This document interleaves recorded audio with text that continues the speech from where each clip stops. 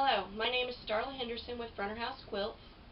I'm spending a week here filming everything for this winter sampler, trying a different way of doing things this time. And today I'm going to be showing you how I make circles. There are about 5 circles, one in each one of the smaller poinsettias, and then there's 3 clustered in the center of the large one. And I'm going to show you my favorite way of making circles. I've got a video that I have done on how to do that. And I've been making circles this way for 15, 16 years. And I've made them, these are large. This is probably about 3/4 of an inch across. But I've made them this way as small as a hole punch. And it's really easy. People look at me and think I'm crazy when they see those little bitty circles. It takes time, it's a little tedious, but it is very doable.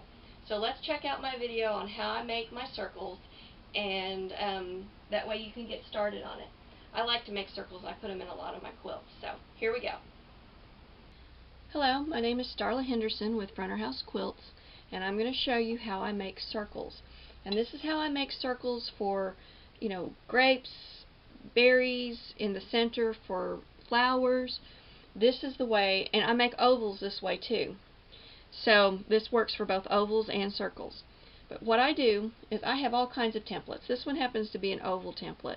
But they have circle ones, and they have different sizes, circles, ovals, and such, and you get those in the drafting department. And whatever size fits my pattern the closest, and usually you find it just right on. I draw that onto my template paper that I have already prepared, the 2 layers, just like I showed you before, that's ironed together. I draw those on, and I carefully, very, very carefully cut them out. And when you're cutting out a circle, and it's really hard, I will tell you this, with small ones, you cut and you turn your fabric, or your paper in this case. I'm just going to cut a little bit on my fabric. You turn it into the scissors. You don't turn your scissors like that. You turn it into the scissors. And it takes a little bit of practice, but you kind of get the hang of it. But no matter what, I still have little bumpies, as I call them. And what I do, and I used to do this when I used template plastic, but I still do it with the freezer paper, is I just take an emery board and very gently sand the edges of my circle until I get rid of all of my bumpies. But you do have to be very, very gentle with the paper. With the plastic, I could really go to town. This just takes very slight movement, and you will get a smooth circle. And you want a smooth circle because that is what people look for. You don't want it to be bumpy. After I've done that, I iron it to the wrong side of my fabric that I want to use for the circle. And then I will take a piece of a needle and thread, and I make a running stitch all the way around, and I tie one overhead tie, not a knot, just one tie, on the right side of the fabric so that I can use this for gathering.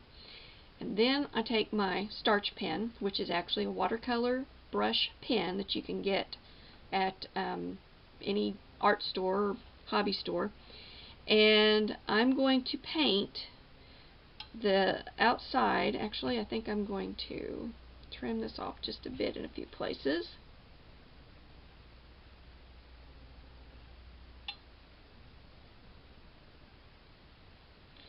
But you're going to paint the outside of your circle right up to where your paper is. And I just squeeze this little pen until I get a little drop of water, and then I just, all the way around it, it just saturates it with my starch. Then I take my thread, and let me pull it back here. I hold with my finger and I just pull. Once it starts pulling, and I know that that little piece isn't going to pop out, because sometimes it does, no matter what I do, I pull it tight. Now you can see that this is tight because I sewed close to my paper, and you can tell when you look at it if there's going to be any little bumpies. And most of the time those bumpies are because the gathers are kind of, bunched up. So I'll just play with it move around those gathers just like this, just mess with it. And then I tighten it when I get it where I want it, just like that. And if your gathers still are bumpy, then next time make your stitches a little bit tinier. The tinier the stitches, the better off your gathers are going to be.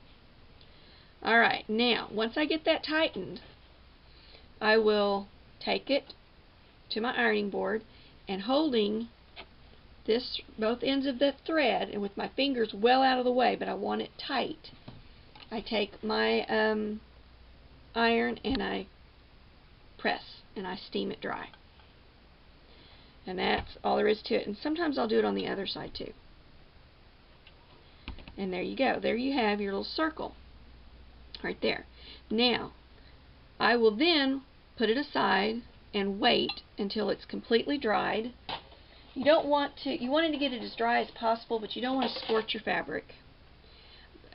But I will, when I'm just doing this, normally, I will wait and till it's dry, and then when it's dry, I take my needle nose tweezers and I reopen this up like that, very gently. I go in, I grasp that template, which comes out very easily because you had it wet, and I just very gently tug it back into place,